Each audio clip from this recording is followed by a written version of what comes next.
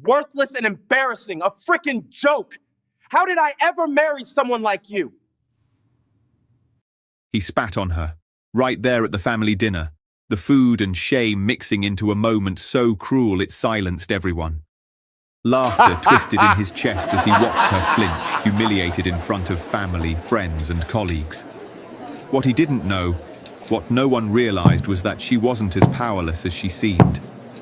Beneath her quiet composure lay a secret strength, a hidden force that could turn the world he flaunted upside down. And in that moment, the first crack in his arrogance appeared. The woman he thought he could break was preparing a reckoning he would never see coming. This is the story of betrayal, hidden power, and the slow, inevitable rise of someone underestimated. And today, it is being retold by me. Hello, family. Welcome back. Before we begin, I have a small but heartfelt request. Please subscribe. Your support is what keeps these stories alive. Every time you click that button, you're helping us share voices that would otherwise be forgotten and stories that deserve to be heard. And in the comments, tell us where you're watching from, because together we are not just telling stories, we are keeping hope alive. The Dawson mansion glowed with golden lights that spilled across its marble floors. Crystal chandeliers hung like frozen fireworks above the dining hall. The long mahogany table, polished to a mirror shine, stretched from one end of the room to the other. It was set with china plates, silver cutlery, and glasses that sparkled under the light. The dinner was meant to be a celebration. Richard Dawson's idea, of course. He liked showing off his wealth, his family name, and his power. Everyone important was there. Relatives, business, partners, old friends. They filled the seats with laughter, polite smiles, and murmurs of admiration for the Dawson family. At the far side of the table sat Emma Dawson. She wore a soft blue dress, simple compared to the glittering outfits of the other women. Her dark hair was tied neatly at the back of her head, her posture calm. She spoke little, only smiling politely when someone addressed her. To many in the room, Emma was invisible. To Richard, she was worse than that. Richard sat at the head of the table, raising his wine glass. "To family," he said loudly. His voice boomed across the hall. "To success, to honor, to legacy." The guests echoed the toast, glasses clinking. Emma lifted her glass quietly, her hand steady. She had no need to speak. She had never been the center of attention in this house. Richard noticed. He always noticed. "Emma," he said suddenly, his voice sharp enough to cut through the room. "Are you going to say nothing?" Again, heads turned. Some smiled awkwardly. Others pretended not to notice. Emma lowered her glass gently. "I thought your words were enough, Richard," she said softly. A small smile touched her lips, but it was the kind of smile that tried to keep peace, not stir it. Richard's laugh was cold. Of course. Always the quiet one. Nothing to say, nothing to add. Useless at home, useless in conversation. "Tell me, Emma, why are you even here?" The room fell silent. Emma's fingers tightened around her glass, but her face stayed calm. Margaret Dawson, Richard's mother, leaned forward. She was dressed in black silk, her grey hair pulled tight, her eyes sharp as needles. "She's here because you married her, Richard," Margaret said, her voice carrying a tone of disdain.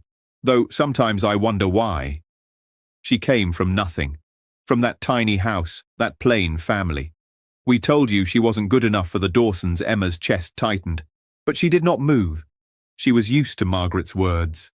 They were knives she had learned to take without bleeding on the outside. Richard smirked, encouraged by his mother's support. He leaned back in his chair, stretching his arms. "That's right. Look at her, sitting there like a statue. No sparkle, no charm, no presence. Tell me, Emma, what exactly do you bring to this family? What do you do besides breathe our air and sit at my table?" The guests shifted uncomfortably. Some lowered their eyes to their plates. Others exchanged glances, waiting to see how far Richard would go. Emma looked at him. Her voice was steady, almost too calm. "I bring loyalty, Richard, and respect." Her words hung in the air, simple but heavy. Richard's jaw tightened. He didn't like her calmness. It made him feel mocked, though she hadn't raised her voice at all. "Loyalty?" Richard said, scoffing. "Respect? Don't make me laugh. Nobody here respects you." A soft gasp rippled through the table. Emma's eyes flickered for a moment. Pain. She tried to swallow it down. Claire Adams, seated to Emma's left, quickly touched Emma's hand under the table. She leaned closer, whispering, "Don't let him get to you." Emma glanced at her friend, grateful for the comfort. Claire's brown eyes seemed warm, kind. Yet when she turned her gaze to Richard, something unreadable lingered there. Something Emma did not notice. Richard wasn't finished. His voice rose, filled with cruel amusement. "You're nothing, Emma. A ghost in this house. A decoration I regret picking up. How did I ever marry someone like you?" He laughed, the kind of laugh that was meant to sting. Then came the moment. Richard leaned forward suddenly.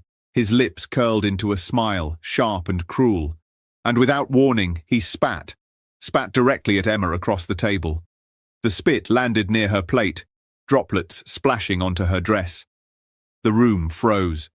Gasps broke the silence. Forks clattered against plates. A hush fell so heavy it was almost suffocating. Emma flinched just slightly, her eyes lowering to her stained dress. Her hands trembled once before she steadied them on her lap. She did not cry. She did not scream. She simply sat there, silent, with shame burning in her chest. Richard laughed again, louder this time, his chest shaking with satisfaction. Look at her. Worthless. Embarrassing. A freaking joke. Margaret shook her head in mock pity. This is what happens when you marry beneath you. Daniel Dawson, Richard's younger brother, chuckled softly, though his eyes were sharp, watching, calculating. He enjoyed the humiliation, but for reasons of his own. Claire moved quickly. She grabbed a napkin from the table and leaned in toward Emma. "Here, take this," she whispered. Her voice was soft, urgent, almost motherly. Emma accepted the napkin, dabbing at her dress with small, controlled movements.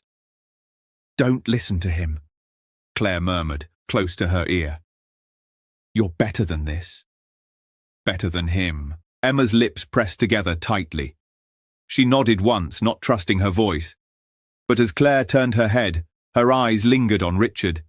Just for a second. The pity in her face faded, replaced with a flicker of something else. Something dangerous. Admiration. Longing. It was gone in an instant, hidden behind a mask of loyalty. But the camera would have caught it. The dining hall remained frozen in silence. The kind of silence that pressed heavy against the chest, suffocating and unbearable. Forks lay untouched, glasses half raised, eyes darting nervously between Emma and Richard. Emma sat still, napkin in hand, gently blotting at her dress. Her face remained calm, too calm, like a porcelain mask holding back a storm. Inside, her chest ached with fire, humiliation, betrayal, grief, but she would not let it spill in front of them. Richard leaned back, arms crossed, smirking like a man who believed he had won. His laughter faded into a satisfied grin. "There," he said, loud enough for the whole table. "Now she looks the way she feels. Pathetic." A few guests looked down at their plates, ashamed but too fearful of Richard to speak. Others forced nervous chuckles, pretending it was nothing more than a tasteless joke. Margaret Dawson broke the silence first. She sighed, shaking her head with false sympathy. "Emma, dear, perhaps you should excuse yourself. You're clearly not fit for company tonight." The words cut like a blade, spoken with deliberate cruelty. Margaret's eyes gleamed with satisfaction, as though she had waited years for this moment. Emma lifted her gaze slowly. Her eyes locked with Margaret's, calm but unflinching. "Thank you for your concern," she said softly, "but I am perfectly fine."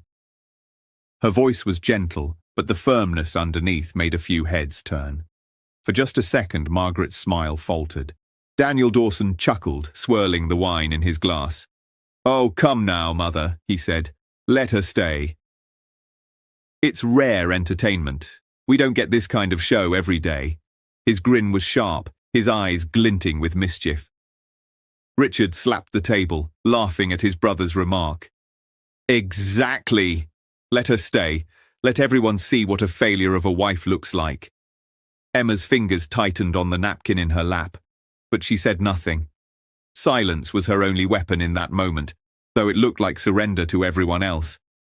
Claire leaned closer again, whispering urgently, "Emma, you don't have to sit here and take this. We can leave, right now. Let them choke on their cruelty." Emma turned her head slightly, her voice low. "If I leave, Claire, they win." I won't give them that. Claire's heart tugged with pity, and something else she didn't want to name. She admired Emma's quiet strength, but when her eyes flicked back to Richard, the admiration shifted.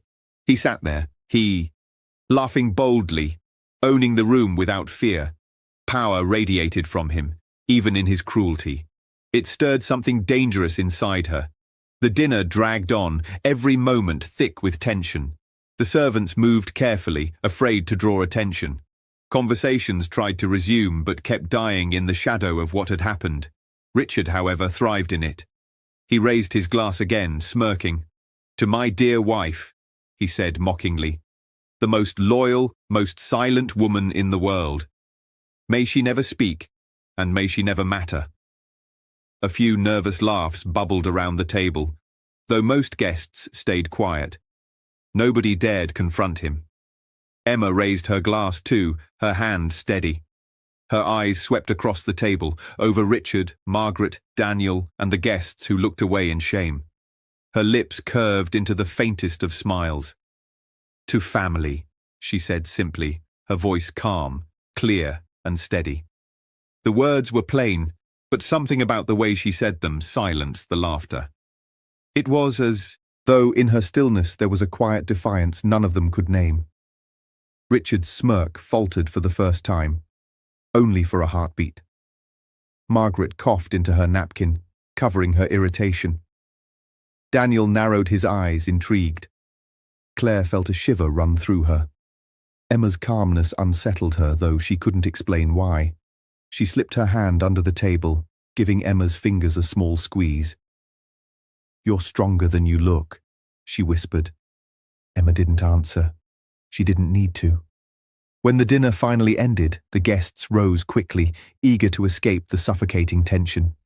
They whispered as they left, stealing glances at Emma, some with pity, some with judgment. Margaret swept out of the room with her head high, satisfied. Daniel lingered, smirking at Emma as if she were an interesting puzzle. Richard strutted out, laughing loudly with a few friends, his arm draped around one of them like the king of his castle. Emma remained seated until the last of them were gone. Only Claire stayed by her side. "Emma," Claire said softly, crouching beside her chair, "I'm so sorry." You didn't deserve that. Emma folded the napkin slowly, setting it on the table. She looked at her friend with calm, steady eyes. "Don't be sorry for me, Claire," she said. "Save your sorrow for them." Claire blinked, caught off guard. "What do you mean?" Emma stood, smoothing her dress. Her movements were graceful, deliberate. She did not look broken, only quiet, only watchful. "One day," Emma said softly, almost to herself, "the same people who laugh will choke on it." Claire's breath caught. She didn't understand the weight behind the words, but they lingered in her chest like a warning. Emma walked out of the hall, her back straight, her dignity intact despite the stain on her dress. Claire followed, her face torn between loyalty to Emma and the secret pull she felt whenever Richard was near. And somewhere deep inside her, Emma carried a fire no one at that table had seen. Not yet. If you haven't subscribed yet, we'd love for you to join our community by hitting the subscribe button. Through our stories, we build hope and give a future to children and women who have been abused all over the world. Motivate us by subscribing and turning on your notification bell so you never miss a story that matters. Also, let us know in the comments, Where are you watching from, and how did this story speak to you? The house was silent after the dinner. The guests had left, their whispers carried away into the night, but the echo of Richard's laugh still rang in Emma's ears. She moved slowly through the mansion's empty halls, her dress still faintly stained, her face unreadable. She entered her private study, a small warm room tucked away at the far end of the house.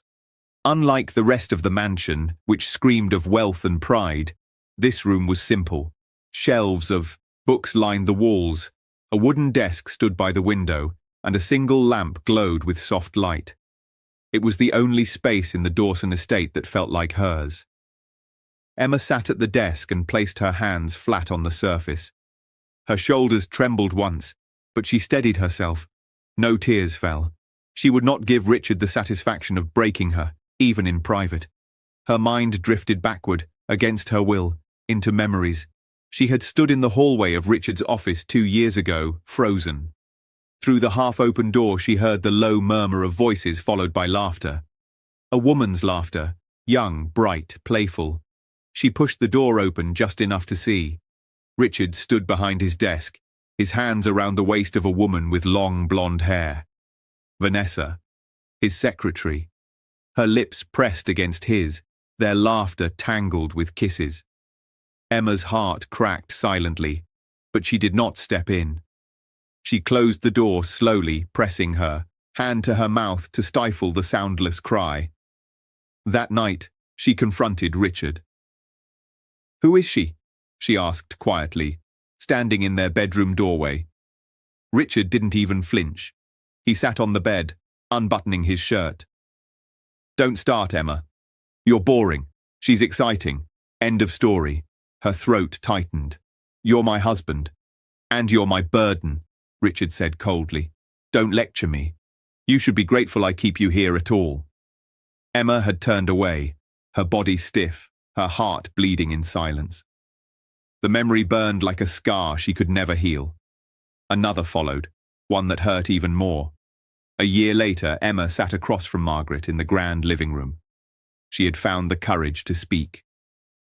"Mother Dawson," she said softly, "Richard he's unfaithful. I can't pretend not to see it anymore."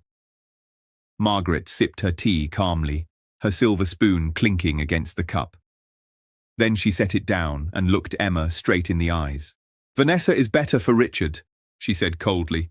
"She has charm, ambition, presence. Qualities you lack." Emma's lips parted in shock. "You approve of it?"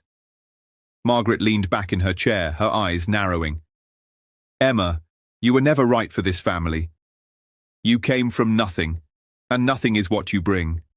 If Richard finds joy elsewhere, why should I stop him?" Emma had lowered her gaze, her heart breaking under the weight of those words. She realized then that in this house, she had no allies. The memory faded. Emma sat in her study now, staring at the soft glow of her lamp. The scars were deep, but they were hidden, carried where no one could see them. The knock at her door startled her. "Come in," Emma said quietly. The door opened and Claire stepped inside. She closed it behind her, carrying 2 mugs of tea. Her smile was warm, her eyes soft. "I thought you could use this," Claire said, setting 1 mug on the desk in front of Emma. Emma's lips curved into a small, tired smile. "Thank you." Claire sat beside her. "How are you holding up?" Emma hesitated, then sighed. "It hurt." "Of course it did. Being treated like that, in front of everyone. It's not something you forget." Claire reached out, wrapping her arms around Emma's shoulders. She hugged her tight, her voice soothing. "You don't deserve this, Emma. He's cruel. He's blind. You deserve better." Emma leaned into the hug, letting herself rest for a moment. "Sometimes I wonder what I did wrong." Claire pulled back, gripping Emma's hands. "You did nothing wrong. You're good, too good for him. If he can't see that, it's his loss."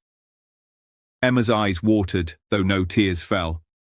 She nodded slowly. "Thank you, Claire. You're the only one who stands beside me. Claire smiled gently, squeezing her hands again. Always. But when Emma looked away, Claire's eyes shifted. The warmth faded for a second, replaced by calculation. She was already thinking of Richard, of his strong voice, his confidence, the way he owned every room he entered. She blinked, hiding it quickly behind another soft smile.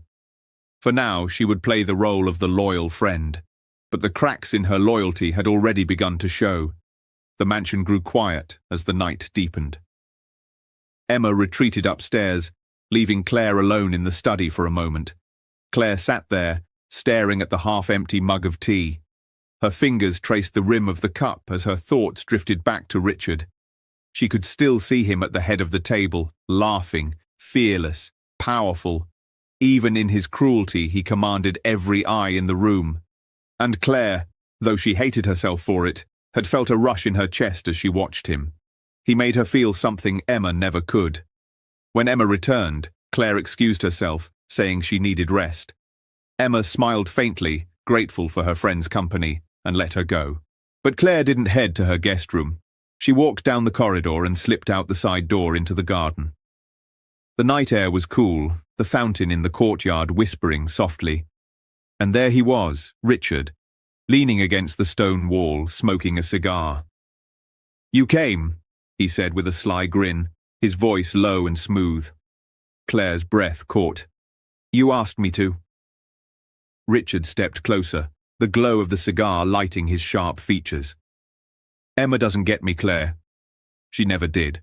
Always so quiet, so dull. But you—" He brushed his hand lightly against her arm. "You understand me better than she ever did." Claire's pulse quickened. She wanted to push him away, but instead, she stayed still. His words sank into her like honey laced with poison. She had always been Emma's friend, but, in this moment, she let herself believe she was different, special. "You shouldn't say things like that," she whispered, though her voice lacked conviction. Richard smirked. "Why not? You've seen it. Emma's weak. She's nothing without me. And you—" His eyes lingered on her, slow and deliberate. "You deserve better than standing in her shadow." Claire swallowed hard, her heart torn. "She's my friend." Richard leaned closer, his voice a whisper. "And yet she keeps dragging you down with her. You're wasted at her side. But with me—" He let the words hang, unfinished, dangerous. Claire's breath trembled. She looked away, but she didn't step back. Somewhere deep inside, a line was crossed. "Go back before someone sees you," Richard said finally, flicking the cigar into the fountain. "But remember what I told you." Claire nodded faintly and slipped back inside, her mind spinning. She told herself it was just words, just a moment, but she carried them with her like a secret flame, one that would burn brighter with time. Upstairs, Emma sat alone in her study once more. She pulled out a small key from the chain she wore beneath her dress and unlocked the bottom drawer of her desk. Inside lay a stack of neatly bound documents, hidden away for years. Her hands touched the papers gently, almost reverently. The documents were proof of her quiet strength. The contracts, the shares, the signed agreements that made her the true majority owner of Dawson Enterprises. 90% of the company belonged to her, though no one knew it. She remembered the day years ago when Richard's business had nearly collapsed. Investors had fled, debts piled high, and his empire stood on the edge of ruin. Richard had been desperate, angry, and afraid. He never knew that Emma's inheritance, carefully hidden from him, had been the lifeline that saved everything. She had poured her fortune into the company under another name, quietly securing ownership while letting him believe he had pulled through by his own brilliance. Richard thought he built Dawson Enterprises. Margaret praised his genius, Daniel envied his position, and the world applauded him as a man of power. None of them knew the truth, that the empire they worshipped stood on Emma's silent sacrifice. She stared at the papers, her face calm, her eyes unreadable. She could destroy him with a word. She could strip away his pride, his arrogance, his lies. But not yet. Emma locked the drawer again, slipping the key back beneath her dress. She stood slowly, her reflection in the window staring back at her. He thought she was weak. Claire thought she was fragile. Margaret thought she was worthless. Even Daniel believed she was invisible. They were all wrong. Emma turned off the lamp and stepped into the hallway. The house was dark, but inside her, something had begun to glow. The scars were still there, hidden, deep, but scars are proof of survival. And soon, survival would turn into something else. The city was alive that evening, its skyline glowing against the night sky. Dawson Enterprises had organized a corporate gala to celebrate a new partnership deal. Guests in glittering gowns and sharp suits filled the hotel ballroom, music floating through the air like silk. Emma arrived quietly, her dark green dress modest compared to the sparkling gowns around her. She stayed near the back of the room, content to avoid the spotlight. But no matter how much she wished to blend in, she could not escape the whispers. Richard made sure of that. He entered the ballroom with Vanessa on his arm, her golden hair shining under the lights. She wore a daring red dress, her hand clinging to Richard's sleeve as if she belonged there. Richard laughed loudly, shaking hands, kissing cheeks, introducing Vanessa as though she were the true wife. Later that night, in the boardroom upstairs, the mood shifted. Richard stood at the head of the table with Daniel at his side. Margaret sat proudly, her chin high. Claire lingered in the background, her presence quiet but constant. Richard paced as he explained his new expansion plans. We'll open branches overseas, Europe, Asia. This is the time to push, to show the world that Dawson Enterprises is untouchable. One of the directors frowned. It's risky. The company's finances aren't strong enough for such aggressive moves. If this fails, we could… Richard cut him off with a sharp laugh. If this fails? Failure doesn't exist under my name. You're either with me or you're against me. Daniel leaned forward, smirking.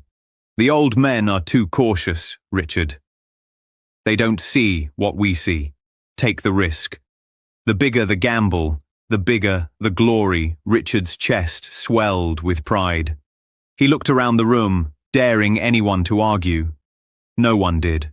Emma, seated quietly at the far end of the table, folded her hands in her lap. She listened, but she said nothing. Her silence made her seem invisible, which suited her for now. But her eyes stayed sharp, watching every word, every careless decision. When the meeting ended, Richard brushed past her, as if she were air. Vanessa clung to his arm, whispering in his ear. Margaret followed close behind, praising him as though he were a king. Daniel smirked as if he were the secret hand pulling the strings. Emma remained seated a moment longer. Her calm face betrayed nothing, but inside, she could feel the storm building. The gala ended late, but Richard stayed in the hotel suite with Vanessa.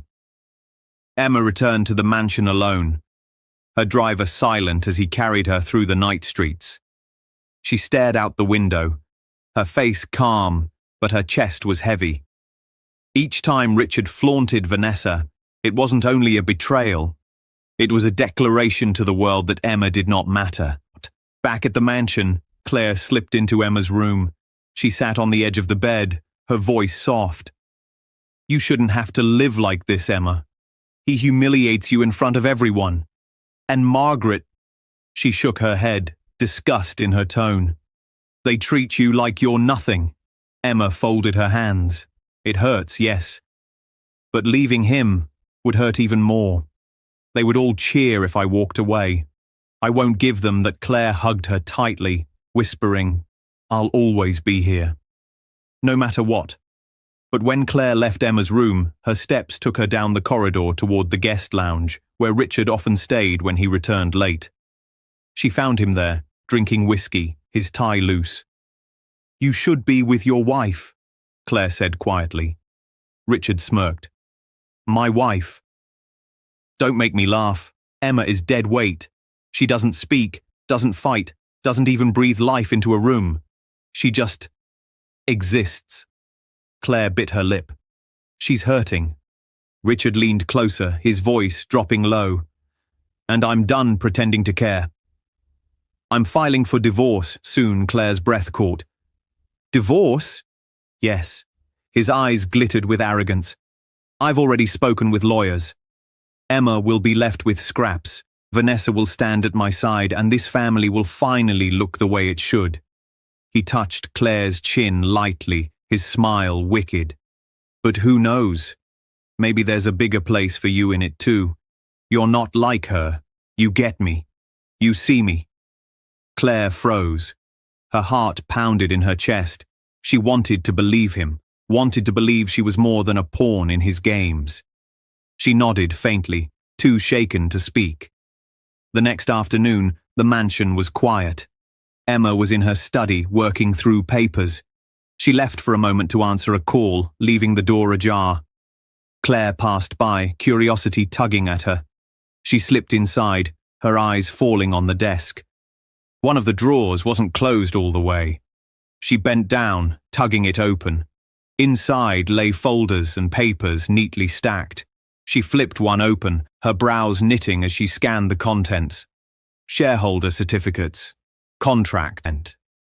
Her chest tightened as she skimmed the words, but she shook her head quickly. "No, this can't be real." She snapped the folder shut and slid it back into place. To her, it was nothing more than Emma's fantasy, a desperate collection of papers meant to comfort herself while Richard stripped her of dignity. Claire laughed softly, almost pitying her friend. She left the room without another thought, never realizing she had just held Emma's greatest weapon in her hands. That evening, Richard hosted another business dinner, this time smaller and more intimate. Vanessa sat beside him, glowing in admiration.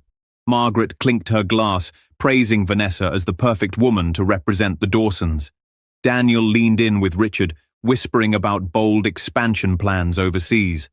And Emma, she sat quietly again, invisible in her own home. Claire hovered near Richard, whispering in his ear, feeding him the gossip of Emma's fragile state, painting her as weaker than ever. Every laugh, every sneer, every betrayal piled onto Emma like stones meant to bury her alive. Yet she did not bend. Her silence grew heavier, sharper, like a blade waiting in its sheath. They thought she was powerless. They thought she was cornered. But Emma's silence was not defeat. It was preparation. The boardroom of Dawson Enterprises gleamed with glass walls, polished floors, and long steel tables that reflected the city skyline outside. The morning sun cut through the tall windows, casting sharp beams across the room. Every seat was filled with shareholders, executives, and advisors, their voices low as they waited for the meeting to begin. At the head of the room, Richard Dawson stood tall in a tailored suit.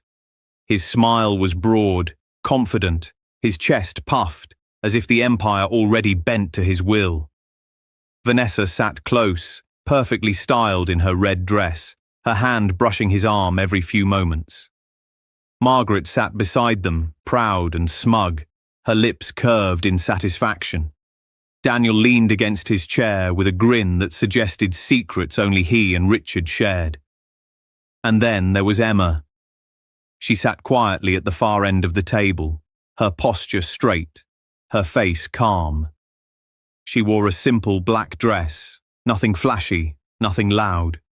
To most in the room she looked out of place, too plain, too silent, too invisible for a meeting of such importance. Claire sat near Margaret, leaning forward with a smirk that never left her lips. Every so often her eyes drifted to Richard, hungry for the acknowledgement he rarely gave. Richard raised his hands, commanding silence. "Ladies and gentlemen," he began, his voice strong and full of pride. "Today, I stand before you not just as the head of Dawson Enterprises, but as the man who will take this company to heights it has never dreamed of." Applause broke out, led by Margaret and Daniel. Vanessa clapped as if every word were music. Richard's grin widened. "We are expanding." Dawson Enterprises will not remain confined to this country any longer. We will move into Europe, Asia, and beyond. New branches, new markets, new dominance. The world will finally know the full power of our name. He paced as he spoke, his voice growing louder, sharper. Yes, there are risks. Yes, the cost will be heavy. But history favors the bold. And I am bold. I am Dawson, and Dawson Enterprises will follow my vision. The room filled with claps again, though not all faces looked convinced. Some whispered quietly, doubt hidden beneath polite smiles.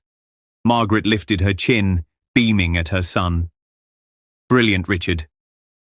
Your father would be proud. Daniel leaned in, his whisper just loud enough for Richard to hear. Ignore the cautious ones. Push forward. They'll fall in line when the profits come. Richard nodded, soaking in the praise. His eyes flicked to Emma at the far end. She had not clapped. She had not moved. She simply sat, watching him with a calmness that unnerved him for a moment. He brushed it off quickly. Emma, he said loudly, drawing attention to her. Tell me, do you approve? Or will you stay silent as always, pretending you matter? The room chuckled softly, encouraged by his mockery. Margaret shook her head, sighing with fake pity. Claire leaned closer to the table, her smirk widening. Emma rose slowly. Every movement was controlled, deliberate. She stood with her hands folded in front of her, her face calm, her voice steady. Richard, she said softly, but her words carried across the room. I will not pretend. He smirked. Finally. The ghost speaks. Emma's eyes swept across the table, touching every shareholder, every executive.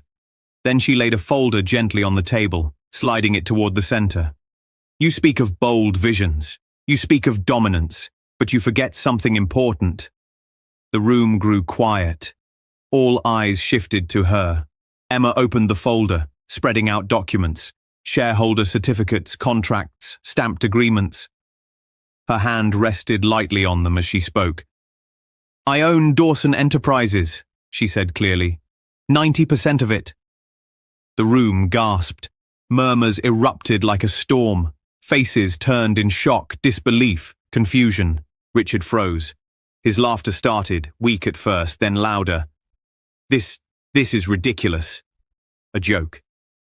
Emma, sit down before you embarrass yourself further. Claire barked a laugh, waving her hand dismissively. Delusional. She's desperate. Don't let her waste our time. Emma did not flinch. You can laugh. You can mock.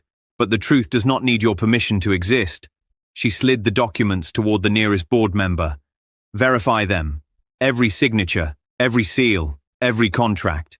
The company you think Richard built, the company you praise him for, it stands because of me. My inheritance saved it from collapse years ago. My investment holds it steady today. Without me, Dawson Enterprises would have crumbled long ago. The documents passed quickly from hand to hand. Eyes widened, voices trembled as the truth became undeniable. One director looked up, pale. It's real. These are valid. Emma Dawson is the majority shareholder. The room erupted. Gasps, whispers, shock filled every corner. Richard's laughter died in his throat, his face draining of color. Margaret slammed her hand on the table. Impossible! This must be a trick. Daniel's smirk vanished, replaced by a look of raw calculation. Claire sat frozen, her lips parted, her smirk gone. The realization struck her like a knife. She had betrayed Emma for nothing. All this time, the true power had sat quietly beside her, hidden in plain sight. Emma stood tall, her voice calm, steady, unwavering. Richard Dawson, you no longer have the authority to lead this company.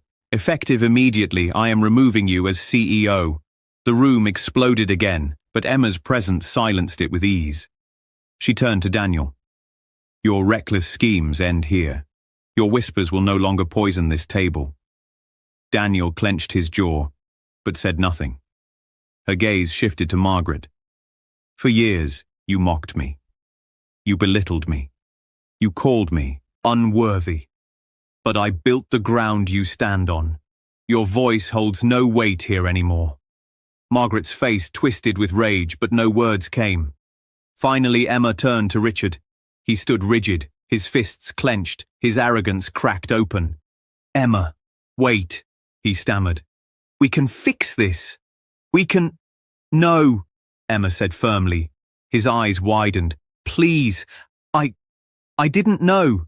If I had known, You would have spat on me anyway, she interrupted, her voice cutting through him like glass. You spat on me in front of the world.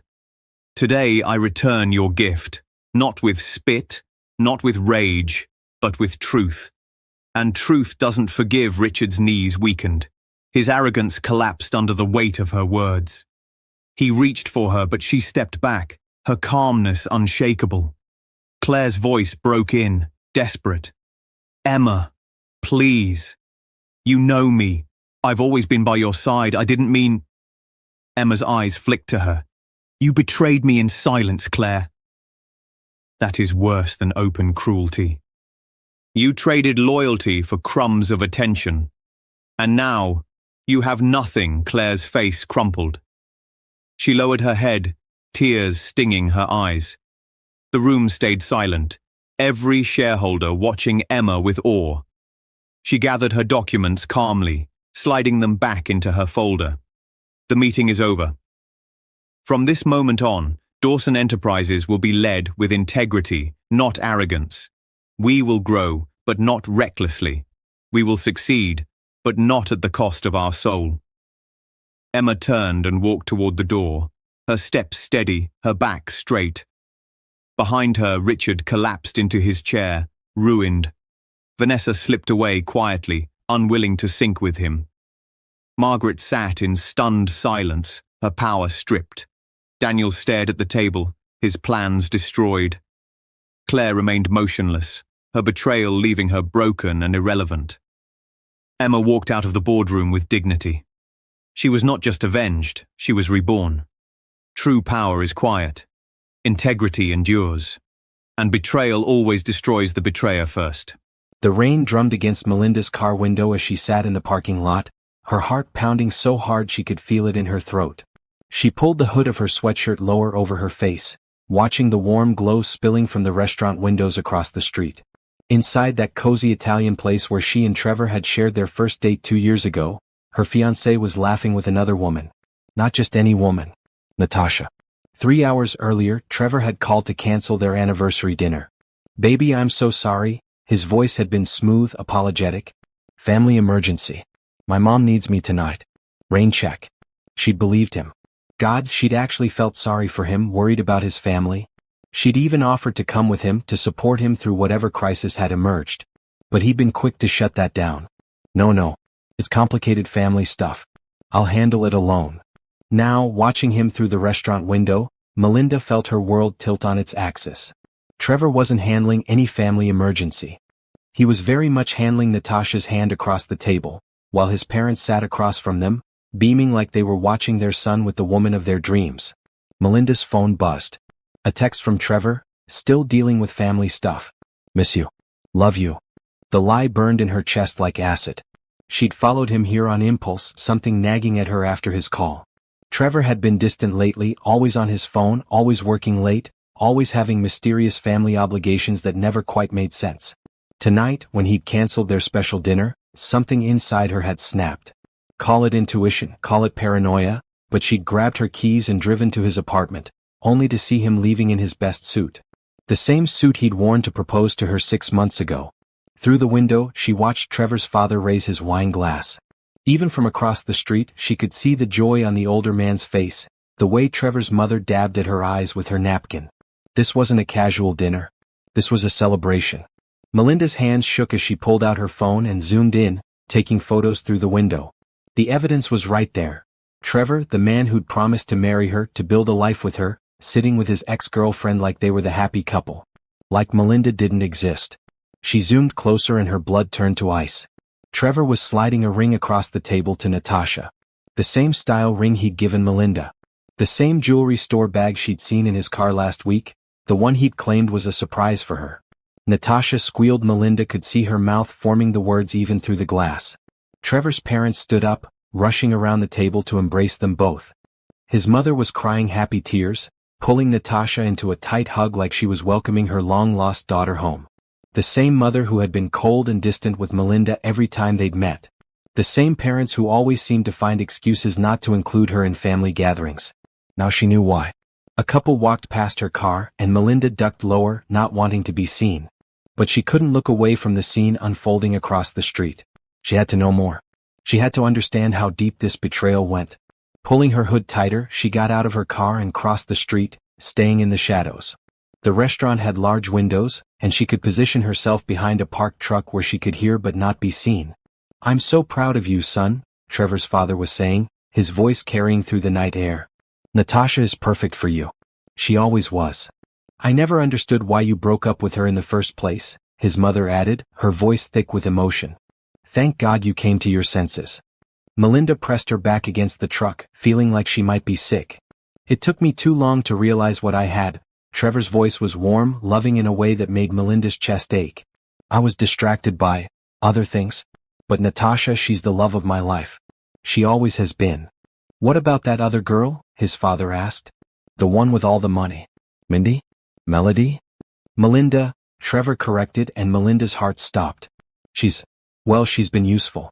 Very useful. Like a walking ATM, really. But she was never serious. Just convenient while I figured out how to win Natasha back." The laughter that followed was like a knife to Melinda's heart. "You're terrible," Natasha giggled, but she didn't sound upset. She sounded delighted. "That poor girl probably thinks you're going to marry her." "She does," Trevor confirmed, and Melinda could hear the smirk in his voice. "She's been paying for everything too. The ring, this dinner, even the apartment deposit. She thinks we're building a future together. Really, she's just been funding my real future. With you." More laughter. His parents were laughing too, like Melinda's pain was the best joke they'd heard all year. "How long are you going to keep that charade up?" his mother asked. "Just until after the wedding," Trevor said casually, like he was discussing the weather. "I need her to pay for the honeymoon too. And the new car. After that, I'll break it off. Tell her I need space or something. Women always buy that." "You're brilliant," Natasha purred. "Using her money to fund our life together. It's almost poetic." Melinda's legs felt weak. She slid down the side of the truck until she was crouching behind it, her whole body shaking. 2 years. 2 years of her life, her love, her money, her dreams. All of it had been a lie. She thought about all the time she'd paid for dinner because Trevor was between paychecks. The vacation to Hawaii she'd funded because he wanted to surprise her. The expensive watch she'd bought him for his birthday. The rent she'd been covering because he was investing in his future. He'd been investing in his future. Just not with her. Her phone buzzed again. Another text from Trevor.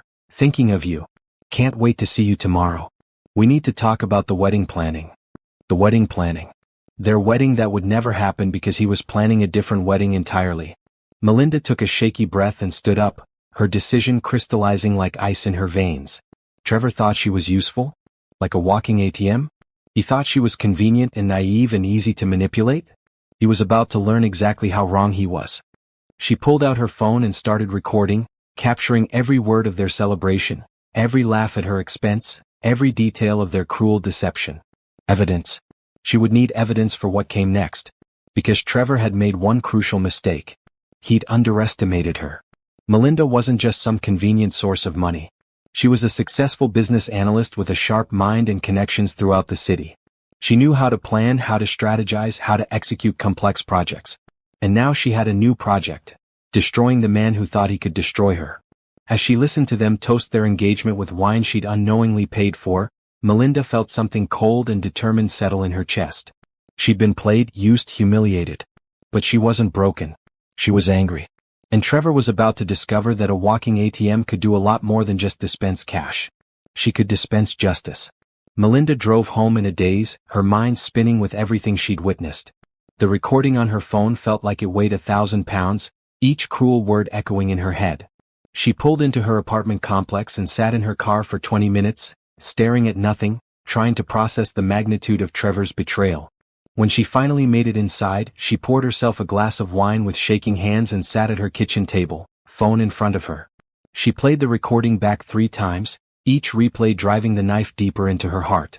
Like a walking ATM, really? That poor girl probably thinks you're going to marry her. Using her money to fund our life together. It's almost poetic. Her doorbell rang at 11 p.m. She knew it was Trevor before she even looked through the peephole. There he stood, flowers in hand, that charming smile on his face that had once made her heart flutter. Now it made her stomach turn. She opened the door, forcing herself to appear normal. Hey baby. How's your mom? Trevor stepped inside and kissed her cheek, the same lips that had been calling her a convenient fool 3 hours ago. She's better. Thanks for understanding about tonight. I know how much you were looking forward to our dinner. The lies flowed so smoothly from his mouth. Melinda wondered how many times he'd lied to her face over the past 2 years. How many family emergencies had actually been dates with Natasha? Of course, she managed, accepting the flowers. Family comes first. You're amazing, Trevor said, pulling her close. That's why I love you so much. Well, the word felt like a slap. She let him hold her, let him kiss her forehead, all while her mind raced with plans for revenge. Actually, Trevor continued, settling onto her couch like he owned the place, I need to talk to you about something. The wedding. Here it comes, Melinda thought. The setup for whatever new financial demand he had planned. I've been thinking we should have a destination wedding, Trevor said, his eyes bright with fake enthusiasm. Somewhere tropical. Really romantic. What do you think? That sounds expensive, Melinda replied carefully. Trevor's face shifted into his practiced expression of mild disappointment. Well, yeah, but it's our special day.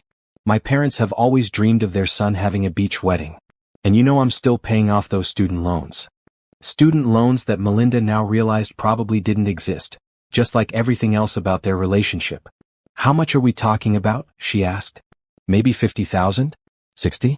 I know it's a lot, but you're so good with money and your business is doing so well. He trailed off, giving her that puppy dog look that used to melt her heart. $50,000. To fund a wedding that would never happen, for a honeymoon he'd be taking with another woman. Let me think about it, Melinda said. Trevor's face fell slightly. Usually, she agreed to his requests immediately. Okay, but we should probably book soon if we want somewhere good. He spent the night, and Melinda lay awake beside him, listening to him sleep peacefully while her mind churned with fury. This man had been using her as his personal bank account while planning his real life with someone else. He slept like a baby, completely unburdened by guilt or conscience. The next morning, after Trevor left for work, and who knew where he really went, Melinda called in sick and spent the day doing research. She started with their finances, pulling up every bank statement, every credit card bill, every transaction from the past 2 years. The picture that emerged made her sick to her stomach. Trevor had been systematically draining her accounts. The emergency car repair that cost $3,000 the same week Natasha had posted photos on social media of her new designer handbags. The family medical bills, he'd needed help with right around the time Natasha had taken a vacation to Paris. The business investment opportunity, he'd begged her to fund which had apparently invested in nothing but his deception. All told, Trevor had taken nearly $40,000 from her over the course of their relationship. Money she'd given freely, believing in their future together. Her phone rang. It was Trevor. Hey beautiful. His voice was warm and loving. Feeling better? I brought you soup. Even now, even knowing what she knew, part of her wanted to believe it was real. 2 years of conditioning was hard to overcome. I'm feeling much better, she lied. Come on up. When Trevor arrived with takeout soup, that she'd probably end up paying him back for, Melinda watched him with new eyes. She studied his face as he talked about his day, looking for signs of the deception she'd been blind to. How had she missed it? The way his eyes shifted when he talked about work. The way he always changed the subject when she asked about his family. The way he never quite answered direct questions about their future. I've been thinking about what you said, she told him. About the destination wedding. Trevor's eyes lit up. And? I think we should do it. Go big. Make it perfect. The relief and greed that flashed across his face was unmistakable now that she knew what to look for. Really? You're the best fiancé in the world. I want to start planning right away, Melinda continued. Can you send me the guest list? Your family, your friends? I want to make sure everyone can be there. Of course. Trevor was practically bouncing with excitement. This is going to be incredible. That evening, after Trevor left to grab drinks with his buddy Jake, probably another lie, Melinda opened her laptop and began her real work. She created a new email address and started reaching out to wedding vendors in tropical locations, but not for the reasons Trevor thought. She also started a more important project, documenting everything. Every lie, every theft, every moment of deception. She pulled financial records, saved text messages, and began building a timeline of Trevor's betrayal. But the most important call she made was to her friend Rachel, who worked at a private investigation firm. "I need someone followed," Melinda said without preamble when Rachel answered. "Mel? What's going on?" "I can't explain everything right now, but I need to know everywhere my fiancé goes, everyone he sees, everything he does. Can you help me?" Rachel was quiet for a moment. "This doesn't sound good." "It's not good," Melinda agreed. "It's really not good. I'll have someone on him tomorrow." "Mel, are you okay?" Melinda looked around her apartment at the photos of her and Trevor scattered on her shelves, at the future she'd thought they were building together. Everything was a lie. But for the first time since last night, she felt a spark of something other than heartbreak. "I will be," she said. "I'm going to make sure I will be." After she hung up, Melinda sat down and wrote out everything she could remember from the restaurant. Every word, every laugh, every cruel joke at her expense. She would need it all for what was coming. Trevor thought he was smart. He thought he'd found the perfect mark, a woman so in love she'd never question him, so trusting she'd never doubt him, so generous she'd fund his real life without ever knowing it. He was right about one thing: she had been useful. Very useful. But her usefulness to him was about to end. And his usefulness to her was just beginning. The private investigator's report arrived 3 days later, and it was even worse than Melinda had imagined. Trevor wasn't just cheating with Natasha, he was living a completely double life. The photos showed him apartment hunting with her, shopping for furniture together, even looking at wedding venues. According to the investigator, Trevor spent more time with Natasha than he did with Melinda. But the most damaging discovery was financial. The investigator had traced Trevor's activities and found he was funneling Melinda's money through a business account he'd opened without her knowledge.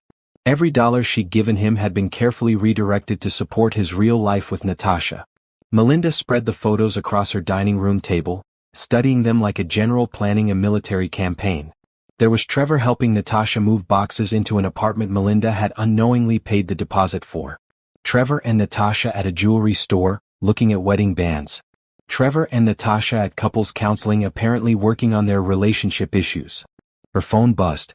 Another text from Trevor: "Missing you today. Stuck in back-to-back meetings until late. Dinner tomorrow?" She looked at the timestamp on the photo of him feeding Natasha ice cream in the park. Taken 20 minutes ago. Melinda set down her phone and opened her laptop. If Trevor wanted to play games with her money, she'd show him how the game was really played. She started by opening new bank accounts at a different institution, one Trevor had never heard of. Over the next week, she would gradually transfer her assets to accounts he couldn't access. But first, she needed to understand exactly what she was dealing with. She called her accountant, James, and asked him to meet her for coffee. James had been handling her business finances for 3 years and was discreet, professional, and most importantly, loyal to her. "I need you to look at something," she said, sliding a folder across the table. "Hypothetically, if someone had been stealing money from me and funneling it through business accounts, what would that look like legally?" James opened the folder and his eyebrows shot up as he reviewed the financial documents. "Melinda, this isn't hypothetical, is it?" "No," she admitted. "It's not. This is fraud," James said quietly, his voice serious. "Wire fraud, possibly identity theft depending on how he accessed these accounts. We're talking federal crimes here." "What would I need to prove it?" James studied the documents more carefully. "Bank records, which you have. Evidence of unauthorized access, which these statements suggest. Any documentation showing he misrepresented the purpose of these transfers." He looked up at her. "How long has this been going on?" 2 years, Melinda said. "Maybe longer. I trusted him completely." "The statute of limitations for wire fraud is 5 years, James said grimly. "If you want to pursue this legally, you have time. But Melinda, you need to be careful. If he realizes you know." "He won't," Melinda said with more confidence than she felt. "I'm going to be very, very careful." That afternoon, she went to see a lawyer.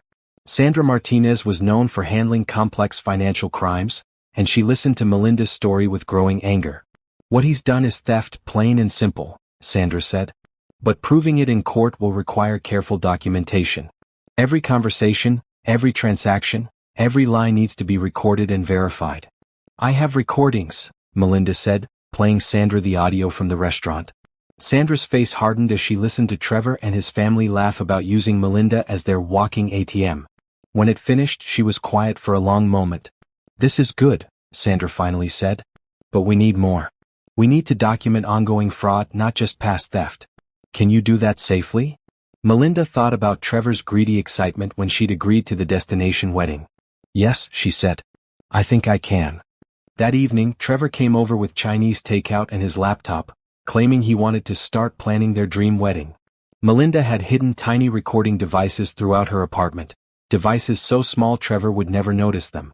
I've been looking at resorts, Trevor said, pulling up websites on his computer. This one in Belize looks perfect. Private beach, all-inclusive, they handle everything. Melinda looked at the screen. The cheapest package was $30,000. For 50 guests, they were looking at $60,000 minimum. It's beautiful, she said. But can we afford it? Trevor's mask slipped for just a second, a flash of irritation crossing his face before he replaced it with his patient smile. Baby, you know I'm still paying off debt. But your business is doing so well, and you've always said you wanted a perfect wedding. There it was. The manipulation, the guilt, the assumption that her money was his money. You're right, Melinda said, forcing enthusiasm into her voice. Let's do it. Should I transfer the deposit money to your account? That would be great, Trevor said, leaning over to kiss her. You're incredible. Most women would be stressed about the cost, but you just want us to be happy. Most women wouldn't be funding their own betrayal, Melinda thought. Over the next 2 weeks, Melinda played the perfect fiancée while secretly dismantling Trevor's scheme. She transferred the wedding deposit to his account as promised, but she also had James track exactly where that money went. As expected, it didn't go to any wedding venue. It went directly to Trevor's secret account, the one he shared with Natasha. She agreed to look at wedding dresses and let Trevor come along to help her choose. While he sat in the boutique looking bored, she noticed him texting constantly. Later, the private investigator confirmed he'd been sending photos of the dresses to Natasha, asking for her opinion. Her own wedding dress selection was being filtered through the woman who was really going to wear it. Each discovery was like a fresh knife wound, but Melinda forced herself to stay focused on the bigger picture. Every lie Trevor told was being recorded.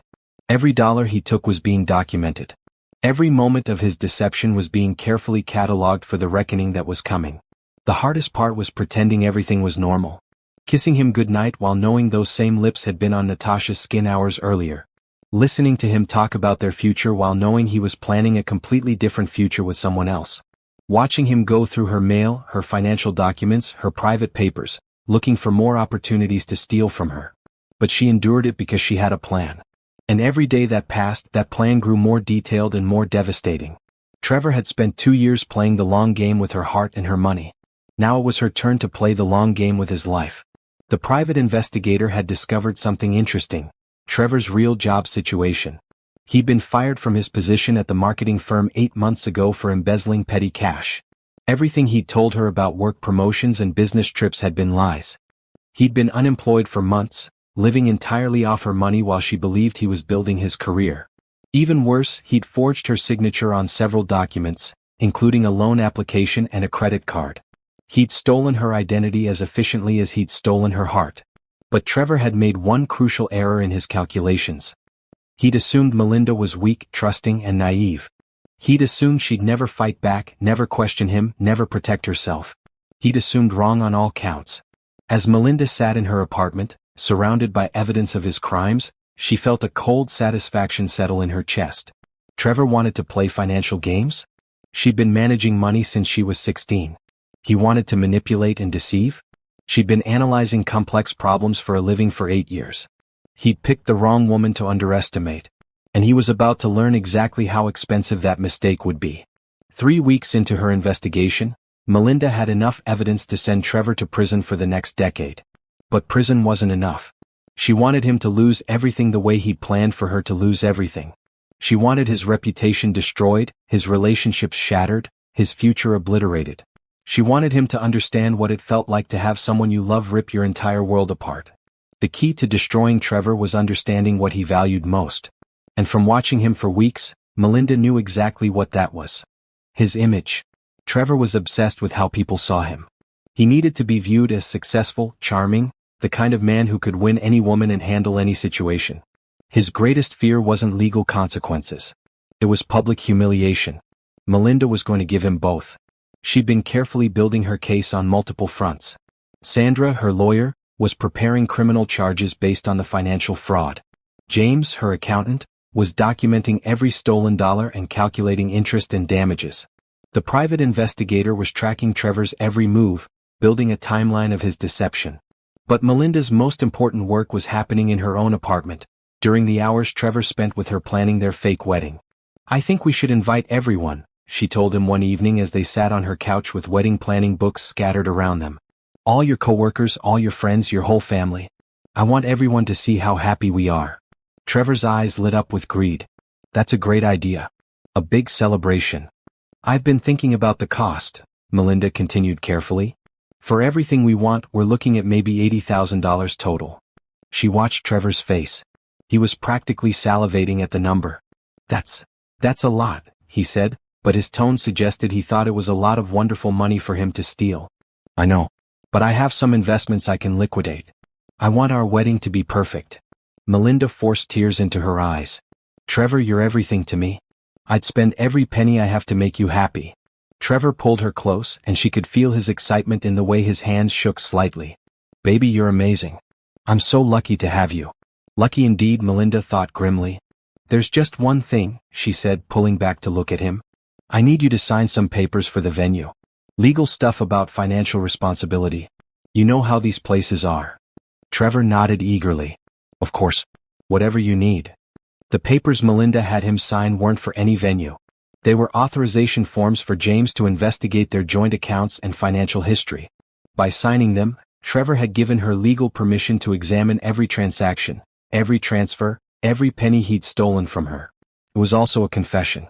In his own handwriting, Trevor confirmed that he had access to her accounts and had been making transactions on her behalf. Combined with the evidence of where that money had actually gone, it was legally devastating. But Melinda wasn't done. She needed to make sure Trevor's betrayal was exposed to everyone who mattered to him. She started with his work friends. Trevor had always claimed his co-workers loved him, that he was popular and well-respected. She reached out to them through professional networking sites, pretending to plan a surprise bachelor party. What she discovered was illuminating. Most of Trevor's supposed work friends had never heard of her. But they'd all met Natasha. At company parties, holiday events, office gatherings, Natasha had been introduced as Trevor's girlfriend for over a year. Melinda had never been invited to a single work event. She saved every conversation, every email, every piece of evidence that Trevor had been publicly dating Natasha while privately using Melinda for money. Next, she investigated Natasha herself. If she was going to destroy Trevor's life, she needed to understand the woman he'd chosen over her. What she found made her blood boil with renewed fury. Natasha knew everything.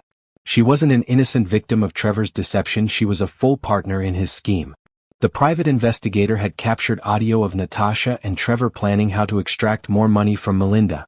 Natasha had actively helped him forge documents and had even suggested ways to manipulate Melinda's emotions to increase her generosity.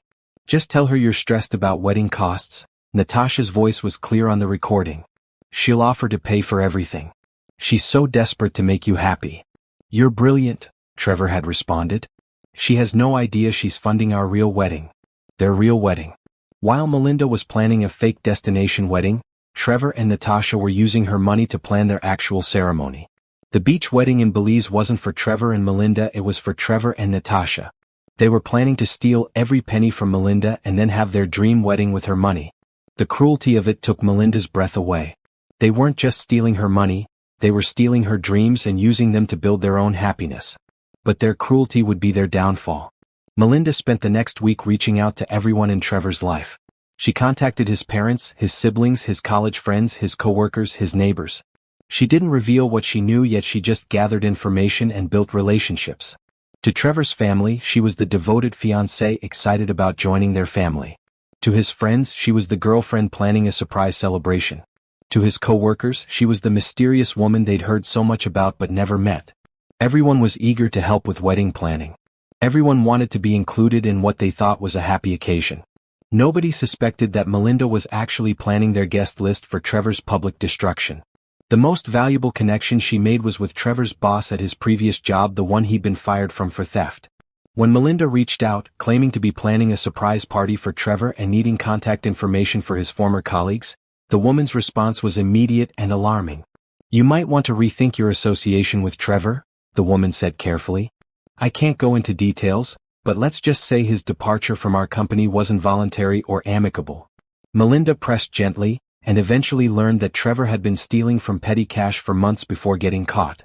He'd also been accessing the company credit card for personal expenses and had forged his supervisor's signature on several documents. Trevor wasn't just a casual liar or opportunistic thief. He was a serial fraudster with a pattern of targeting people who trusted him. The knowledge made Melinda's resolve even stronger. She wasn't just protecting herself, she was protecting every future victim Trevor might target. As she sat in her apartment that night, surrounded by evidence of Trevor's crimes and the contact information for everyone in his life, Melinda felt a deep sense of satisfaction. Trevor had spent 2 years carefully planning her destruction, thinking she was too stupid and too in love to protect herself. But Melinda had spent 1 month planning his complete annihilation, and unlike Trevor, she was actually smart enough to pull it off. The pieces were all in place. The evidence was overwhelming. The audience was assembled. Now all she needed was the perfect stage for Trevor's final performance. And she knew exactly where that would be. Melinda's hands were steady as she sent the email to Trevor's parents, his siblings, his co-workers, and his closest friends.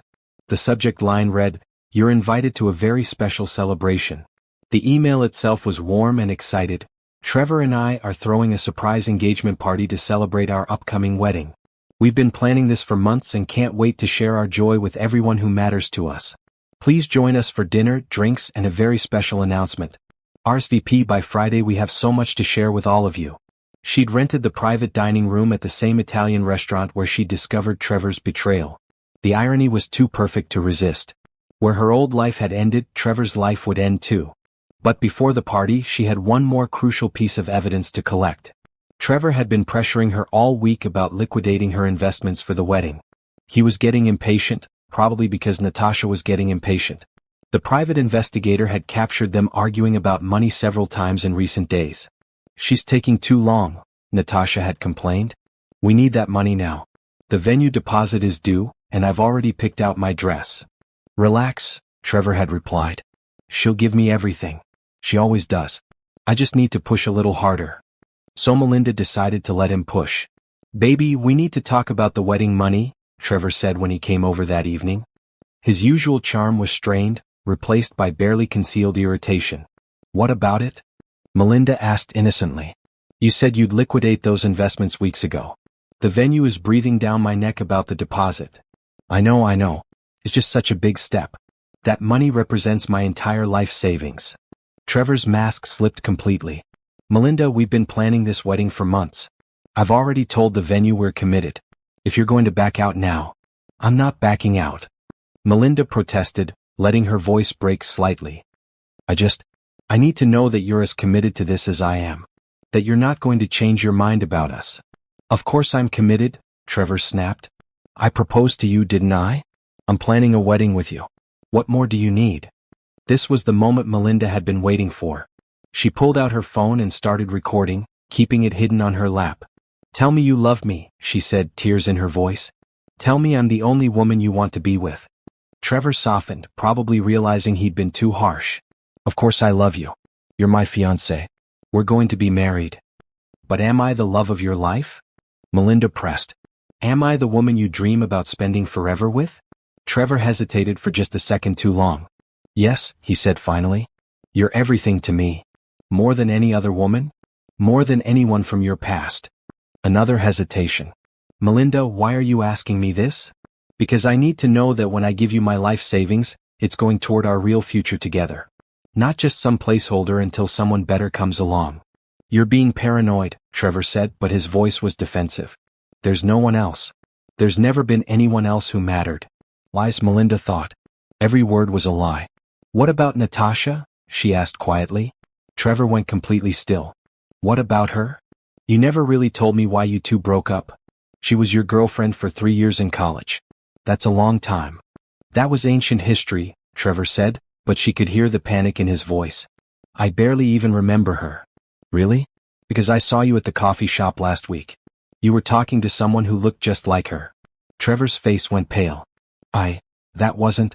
I don't know what you think you saw, but it's okay, Melinda said gently. I just want to make sure we're being honest with each other before I liquidate my entire life savings for our wedding. We are being honest, Trevor said desperately. Melinda, I swear to you there's no one else. You're my future. You're the woman I want to marry. Then prove it, Melinda said. Call her. Right now. Call Natasha and tell her you're getting married to someone else. That's crazy, Trevor said. I don't even have her number anymore. Really? Then how did you recognize her at the coffee shop? Trevor was sweating now, trapped in his own lies. Look, maybe I ran into her briefly. Maybe we exchanged numbers just to be polite. But that doesn't mean anything. Call her, Melinda repeated. If she doesn't matter to you, if I'm really the love of your life, then call her right now and tell her you're marrying me. I'm not calling anyone, Trevor said angrily. This is ridiculous. I shouldn't have to prove my love to you by performing some jealous girlfriend test. Jealous girlfriend test? Melinda let hurt flood her voice. Trevor, I'm asking for basic honesty. If you can't even call one ex-girlfriend to tell her you're getting married, what does that say about our relationship? It says that you're being insecure and controlling, Trevor shot back. I'm not jumping through hoops to prove something I've already proven by proposing to you. Fine, Melinda said quietly. Then I'm not liquidating my investments. Not until I feel secure in our relationship. Trevor stared at her in shock. You're withholding money because I won't make a phone call? I'm protecting myself because my fiancé is acting like he has something to hide. For a moment, Trevor looked like he wanted to shake her. Then his expression shifted to cold calculation. You know what? Fine. Let's settle this once and for all. He pulled out his phone. I'll call her. I'll prove to you that she means nothing to me. Melinda watched as Trevor scrolled through his contacts. She could see Natasha's name in his recent calls list, along with dozens of texts and hours of call time. All recent. Trevor hit the call button and put the phone on speaker. Hey baby, Natasha's voice filled the room warm and loving. I was just thinking about you. Melinda's heart stopped. Baby. Ah, Trevor said, panic in his eyes as he looked at Melinda. Hi Natasha. I need to tell you something. What's wrong? Natasha's voice immediately shifted to concern. You sound weird. I'm getting married, Trevor said, the words coming out like broken glass. Silence. Then Natasha started laughing. Very funny, Trevor. Is this your way of getting me to agree to the Belize thing? Because I already said yes to the beach wedding. Melinda felt the room spin around her. The beach wedding. Natasha had said yes to the beach wedding. Natasha, Trevor said desperately, I'm serious. I'm engaged to someone else. Trevor, what are you talking about? Natasha's laughter died. We just picked out rings yesterday. We just signed the lease on the apartment. Are you having some kind of breakdown? Melinda looked at Trevor, who had gone completely white. Rings? Melinda said quietly. What rings? Trevor ended the call with shaking hands. Melinda, I can explain. What rings, Trevor? It's not what you think. What rings? Trevor broke. Okay, yes, I've been seeing Natasha. But it's complicated. We have history and I was confused, but I chose you. I'm here with you. You chose me? Melinda's voice was deadly quiet. You chose me to pay for your life with her. No, that's not. Get out. Melinda, please let me explain. Get out. Trevor grabbed his jacket and headed for the door, pausing only to look back at her with desperate eyes. This isn't over, he said. We can work through this. After he left, Melinda sat in her quiet apartment and smiled. She had it all on recording. Trevor's lies, his panic, Natasha's casual confirmation of their wedding plans, their shared apartment, their ring shopping. She had everything she needed. The engagement party was in 3 days. Everyone who mattered to Trevor would be there, expecting to celebrate his bright future. Instead, they'd be witnessing the complete destruction of his life. And this time, Trevor would be the one who never saw it coming. The next morning, Melinda woke up to 17 missed calls and 34 text messages from Trevor. She deleted them all without reading them. Whatever lies he was trying to spin, whatever manipulation he was attempting, she wasn't interested. She had work to do. Her first call was to Sandra, her lawyer. I have the final piece, Melinda said without preamble. Trevor admitted to the affair, and I have Natasha confirming their wedding plans on recording. Good, Sandra said grimly. That gives us everything we need for the criminal charges. Wire fraud, identity theft, and now we can add conspiracy to commit fraud. How do you want to proceed? I want to file the charges after the engagement party. I want him to have one last moment of thinking he's won before everything crashes down. That's risky, Sandra warned. If he realizes you know everything, he might try to cover his tracks or disappear with whatever money he still has access to. He won't, Melinda said with confidence. His ego won't let him believe I'm smart enough to catch him. Sandra was quiet for a moment. Melinda, I have to ask, are you sure about the public confrontation? It might feel good in the moment, but it could complicate the criminal case. I need everyone to know who he really is, Melinda said. His family, his friends, his co-workers. They all need to see his true face. Then we'll do it your way. But I'm filing a restraining order beforehand, just in case things get ugly. Melinda's next call was to the private investigator. I need you at the restaurant on Saturday night, she said. Hidden cameras, audio recording, everything documented. Can you do that? Absolutely, Rachel said. But Mel, are you sure you want to do this publicly? There might be a quieter way to handle this. There might be, Melinda agreed. But Trevor has spent 2 years publicly humiliating me without me even knowing it. Turnabout is fair play. Her third call was to James, her accountant. The financial documents are all ready, he reported. Every stolen dollar is documented, every forged signature is verified. We've also frozen all the accounts he has access to. If he tries to move any more money, we'll catch it immediately. What about the money he's already taken? Most of it is still in the accounts he shares with Natasha. Since it's provably stolen funds, we can get it back through civil litigation. Plus damages and interest. How much are we talking about total? With damages and penalties? Trevor is looking at owing you close to $200,000. Melinda smiled grimly. Trevor had thought he was stealing $40,000. He was about to learn that theft was much more expensive than he'd realized. But her most important call was to Trevor's mother. Mrs. Patterson? This is Melinda. I'm so excited about the party on Saturday. I have something very special planned for Trevor. Oh, how wonderful. Trevor's mother sounded delighted. He's such a lucky man to have found you. We're all so looking forward to celebrating with you both. The irony of those words made Melinda's chest tight with anger. This woman had laughed at her expense, had called her a walking ATM, had encouraged her son's cruelty. But she kept her voice warm and sweet. I was wondering if you could help me with something, Melinda continued. I want to surprise Trevor by having everyone share their favorite memories of him. Could you maybe ask the family to prepare some stories? Something about what a wonderful man he is. What a lovely idea. Yes, of course. We'll come prepared to tell everyone what a special boy Trevor has always been. Special indeed, Melinda thought. By Friday afternoon, Melinda had confirmed that 43 people would be attending Trevor's engagement party. His parents, his siblings, his co-workers from both his current and previous jobs, his college friends and his neighbors. Everyone who mattered in his life would be there. She'd also confirmed that none of them knew about Natasha. Trevor had been keeping his two lives completely separate. To his family and friends, Melinda was his devoted fiancée. To his work colleagues and his real social circle, Natasha was his girlfriend. He'd been managing two completely different identities, and neither side knew the other existed. That compartmentalization had protected him for 2 years. Tomorrow night it would destroy him. Trevor had been calling and texting constantly since their confrontation, but Melinda had been ignoring him completely. Finally, on Friday evening she answered.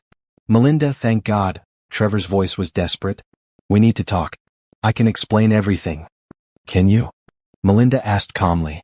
Yes. Look, I made mistakes. I was confused about my feelings and I handled things badly. But I love you. I want to marry you. Natasha was she was a mistake. Interesting, Melinda said. So you're choosing me over her? Yes. Absolutely. I already told Natasha it's over. I'm committed to you, to our future together. Another lie. The private investigator had confirmed that Trevor had seen Natasha twice since their confrontation, and they'd been apartment hunting both times. I'm glad to hear that, Melinda said. I've been thinking about what you said and you're right. I was being insecure and controlling. She could hear Trevor's relief through the phone. Really? Really? I love you, Trevor. I want to marry you. I want us to be happy together. Thank you, Trevor said, his voice thick with emotion that might have even been genuine. I promise things will be different. No more lies, no more confusion. Just us. I'm looking forward to the party tomorrow, Melinda said. I have something very special planned. What kind of special? It's a surprise. But Trevor? I think it's going to change everything between us. I love you, Trevor said. I know I've been an idiot, but I love you so much. I know you do, Melinda replied. See you tomorrow night. After she hung up, Melinda sat in her apartment and looked around one last time. Tomorrow night, her old life would officially end. Trevor would be exposed, arrested, and destroyed. But she would be free. Free from his lies, his manipulation, his theft. Free from the woman she'd been when she loved him, naive, trusting, generous to a fault. Tomorrow night she would become someone new. Someone who fought back. Someone who didn't let herself be used and discarded. Someone who made sure that people who hurt her paid the full price for their cruelty. She pulled out her phone and sent one final text to Trevor. Can't wait to see you tomorrow. I have so much to tell everyone about us. His response came immediately. I love you too. Tomorrow will be perfect. Melinda smiled and turned off her phone. Trevor was right about one thing. Tomorrow would be perfect. Just not for him. Saturday morning arrived gray and rainy, which Melinda took as a good omen. Everything about this day felt like the calm before a storm, and she wanted the weather to match her mood. She spent the morning at the spa, getting her hair and makeup done. Not because she wanted to look beautiful for Trevor, but because she wanted to look powerful. When people remembered this night, she wanted them to remember her as strong, composed, and completely in control. The woman in the mirror who looked back at her was someone she barely recognized. Gone was the soft, trusting woman who had given Trevor everything he asked for. In her place was someone harder, sharper, more dangerous. Someone who had learned that sometimes the only way to protect yourself was to destroy the person trying to hurt you. At noon, Sandra called with final legal preparations. The restraining order is filed and ready to be served, she reported. The criminal charges are prepared and will be filed Monday morning. The civil lawsuit for recovery of stolen funds is ready to go. Everything is in place. What about the evidence packages? 43 identical folders, each containing copies of every financial document, every recording, every piece of evidence against Trevor. The private investigator will distribute them during the party. Perfect. Melinda, Sandra's voice was gentle. Are you ready for this? Once you pull this trigger, there's no going back. Trevor's life will be over. His life should be over, Melinda replied without hesitation. He tried to end mine. I'm just returning the favor. At 2 p.m., the private investigator called to confirm the technical setup. Hidden cameras are installed throughout the restaurant's private dining room, Rachel reported. Audio recording devices are in place. We'll capture everything from multiple angles. What about security? 2 off-duty police officers will be present, disguised as waitstaff. If Trevor gets violent or tries to leave, they'll handle it. He won't get violent, Melinda said. He'll be too shocked. But it's good to be prepared. At 4 p.m., James called with financial updates. We've traced all of Trevor's accounts, he said. The money he stole from you is sitting in 3 different banks, mostly in accounts he shares with Natasha. The moment you give the word, we'll freeze everything and begin recovery proceedings. What about Trevor's assets? He has almost nothing in his own name. The car is leased, the apartment is rented, even his watch is financed. He's been living entirely off your money and credit. So when this is over, he'll have nothing. Less than nothing. Between the stolen money, the damages, and the legal fees, Trevor will owe hundreds of thousands of dollars he doesn't have. Melinda felt a deep satisfaction at that news. Trevor had planned to leave her with nothing. Instead, he would be the one with nothing. At 6 p.m. she got dressed. She'd chosen a simple black dress, elegant but not flashy. She wanted to look like someone in control, someone who couldn't be underestimated or dismissed.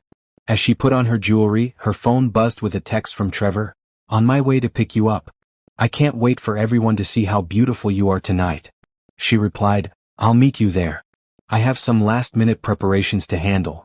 His response was immediate. Everything okay? Everything is perfect, she wrote back. Tonight will be unforgettable. At 7 p.m., Melinda arrived at the restaurant. The private dining room looked elegant and festive, exactly as she'd requested. The tables were set for 43 guests, with flowers and candles creating a warm, celebratory atmosphere. It looked like the perfect setting for an engagement party. It would be the perfect setting for Trevor's destruction. Rachel, the private investigator, approached her quietly. Everything is ready. The moment you give the signal, we'll begin documenting everything. How many people have arrived? About half the guest list is here. Trevor's parents, his siblings, several co-workers. They all seem excited and happy. Of course they do, Melinda said grimly. They think they're celebrating love. They have no idea they're about to witness a murder. Metaphorically speaking, Rachel said carefully. Metaphorically, Melinda agreed. At 7:30, Trevor arrived. He looked nervous but excited, dressed in his best suit with a bright smile on his face. He crossed the room immediately to kiss her cheek. You look incredible, he said, his eyes bright with what looked like genuine affection. I'm so glad we worked things out. So am I, Melinda replied, letting him hold her hand. Are you ready for your surprise? I love surprises, Trevor said, squeezing her fingers. Especially from you. Melinda looked around the room at all the people who'd come to celebrate Trevor. His parents beaming with pride. His co-workers raising glasses of wine. His college friends laughing and talking about old times. All of them had no idea what kind of man they were celebrating. But they were about to learn. Ladies and gentlemen, Melinda said, raising her voice to address the room. Thank you all so much for coming tonight. The conversation died down as everyone turned to look at her. 43 faces, all smiling and expectant.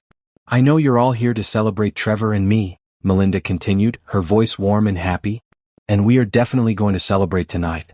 But first, I have something very special to share with all of you. Trevor was grinning beside her, clearly thinking this was leading up to some romantic gesture or sweet surprise. He had no idea that his life was about to end. You see, Melinda said, her smile never wavering, Trevor and I have been planning this evening for weeks. And I've learned so much about the man I thought I was going to marry. The private investigator moved quietly around the room, handing out folders to each guest. People accepted them curiously, not yet opening them. Trevor, Melinda said, turning to face him directly. Do you remember what you told your parents about me at this very restaurant a month ago? Trevor's face went white. Melinda, what are you? You called me your walking ATM, she said clearly, her voice carrying to every corner of the room. You told them I was just convenient while you figured out how to win back the love of your life. That's not, Trevor started, but Melinda wasn't finished. Ladies and gentlemen, she announced to the shocked room, I'd like you all to meet the real Trevor Patterson. The man who's been using me as his personal bank account while planning his actual wedding to his actual fiancée, Natasha. The room erupted in shocked murmurs as people began opening their folders. Trevor made a desperate grab for the nearest folder, but it was too late. The evidence was already spreading through the room like wildfire. His mother's face went ashen as she read the financial documents. His father's hands shook as he looked at the photos of Trevor and Natasha apartment hunting. His co-workers stared in horror at the recordings of Trevor laughing about his walking ATM. Melinda, please, Trevor said desperately. Let me explain. Oh, you'll have plenty of opportunities to explain, Melinda said calmly. To the police, to the FBI, to the judge. You see, stealing $40,000 from someone you claim to love isn't just heartbreak. It's federal wire fraud. Trevor looked around the room at all the faces staring at him with shock and disgust. His whole world was crumbling in real time, and there was nothing he could do to stop it. Surprise, Melinda said softly, her voice audible in the dead silence of the room. The walking ATM had just dispensed the most expensive withdrawal of Trevor's life. And the transaction was going to cost him everything. The silence in the room was deafening. 43 people sat frozen, staring at the evidence in their hands while Trevor stood in the center like a deer caught in headlights. His mother was the first to speak, her voice shaking with disbelief. Trevor, what is this? What are these bank statements? Trevor opened his mouth, but no words came out. He looked desperately around the room, searching for a friendly face, but found only shocked stares and disgusted expressions. I can answer that, Mrs. Patterson, Melinda said calmly. Those are records showing how your son systematically stole $40,000 from me over the past 2 years. Every emergency, every crisis, every sad story about family medical bills or car repairs, all lies designed to get money from me. Trevor's father stood up slowly, his face red with anger. Son, is this true? Dad, I can explain, Trevor started. Actually, let me save you the trouble, Melinda interrupted. She pulled out her phone and connected it to the restaurant's sound system. I think everyone should hear this. The recording from the restaurant a month ago filled the room. Trevor's voice, clear and unmistakable, laughing with his parents about his walking ATM. Calling Melinda useful but not serious. Planning to use her money to fund his real life with Natasha. As the recording played, Melinda watched the faces around the room. Trevor's mother looked like she was going to be sick. His co-workers were staring at him with horror. His college friends were backing away from him like he was contagious. When the recording ended, the silence was even more complete than before. "There's more," Melinda said pleasantly. "Trevor has been living a completely double life. While he was telling all of you about our wonderful relationship, he was also engaged to another woman named Natasha. They've been planning their wedding for months using my money, of course." She played the phone call with Natasha, where she casually mentioned their wedding plans and their shared apartment. Several people in the room gasped audibly. Trevor's sister stood up, her face pale. "Trevor, who is Natasha?" She's nobody," Trevor said desperately. "An ex-girlfriend. It's complicated, but..." "She's your fiancée," Melinda corrected. "You gave her a ring. You signed a lease together. You've been planning a beach wedding in Belize, the same wedding you convinced me to pay for." One of Trevor's co-workers, a woman named Jennifer, was flipping through the evidence folder with growing anger. "Trevor, are these photos of you with another woman?" "Jennifer, I can explain. These are dated last week." Jennifer stood up, waving the photos. "You were apartment hunting with her last Tuesday. The same day you told us at work that you were having dinner with your fiancée." "Which fiancée?" another co-worker called out. "Melinda or Natasha?" Trevor's face was sweating now, his usual charm completely gone. "Look, I made some mistakes." "Mistakes?" Melinda's voice cut through his stammering. "Trevor, you didn't make mistakes. You committed federal crimes.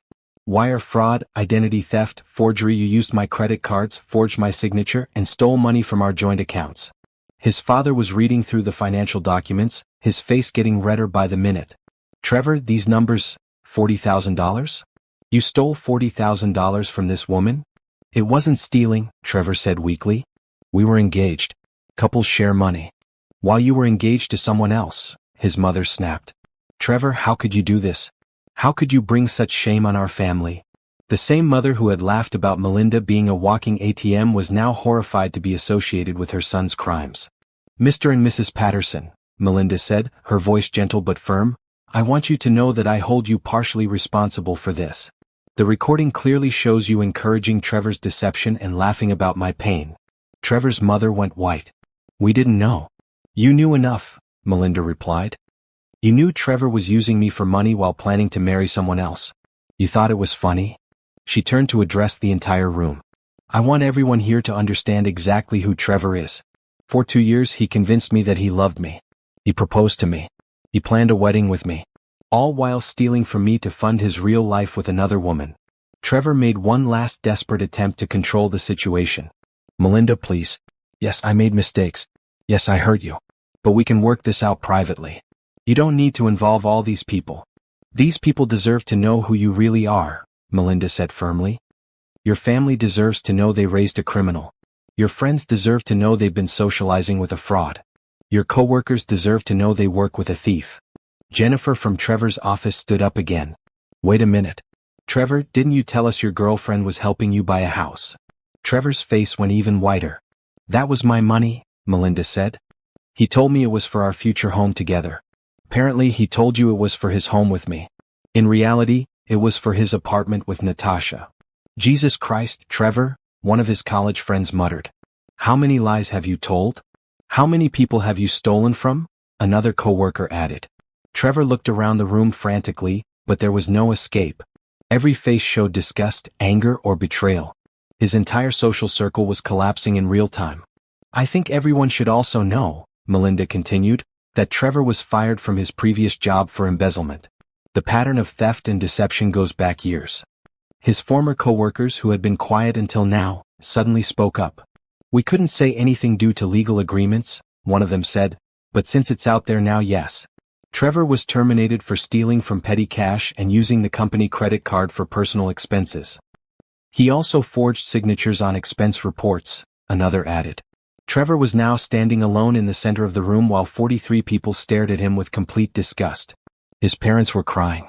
His siblings had moved away from him. His friends and co-workers were looking at him like they'd never seen him before. "The police will be here soon," Melinda announced calmly. "Trevor will be arrested tonight for wire fraud, identity theft, and forgery. The evidence is overwhelming and undeniable." "Melinda, please," Trevor tried one last time, his voice breaking. I know I hurt you, but having me arrested won't solve anything. It won't give you back the money. Actually, it will, Melinda replied. My lawyers have already frozen all the accounts where you hid my stolen money. I'll be getting every penny back plus damages and interest. You, on the other hand, will have nothing. Less than nothing. The reality of his situation was finally sinking in. Trevor would lose his job, his reputation, his freedom, and every relationship that mattered to him. He would face years in federal prison and emerge with a criminal record and hundreds of thousands of dollars in debt. His mother stood up shakily. Trevor, how could you do this to us? To yourself? To this poor girl who loved you? I didn't mean for it to go this far, Trevor said, tears in his eyes. I was going to pay her back. With what money? His father demanded. You don't have a job. You've been living off stolen funds for months. Sirens could be heard in the distance, getting closer. The police are here, Melinda announced.